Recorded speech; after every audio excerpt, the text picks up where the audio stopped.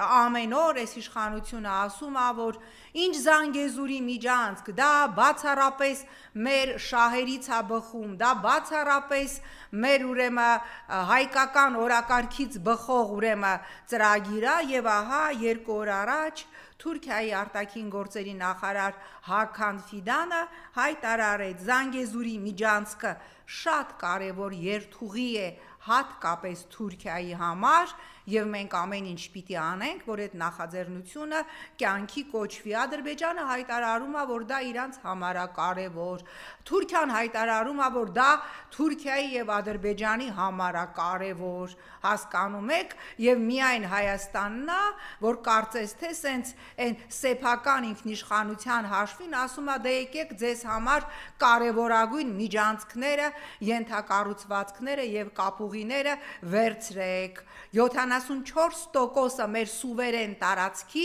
40 եւ ավել տարով հանձնվում է Միացյալ Նահանգներին եւ հիմա այս Իրանի թնջուկը որ կա իդեպ նորից այս պահին արդեն սկսվել են ուրեմն հարձակումները, հա, փոխադարձ ուրեմն այս պահին արդեն նավատորմերն են տեղաշարժվում եւ հասկանալի է, որ այդ թրիփի կարիդորի ուրեմն վախճանը շատ տխուր է լինելու Հական Ֆիդանը Թուրքիայի արտաքին գործերի նախարարը նորից պնդում է, որ այս միջանցքը բացառապես բխում է Թուրքիայի եւ Ադրբեջանի շահերից։ Սա էլ ուրեմն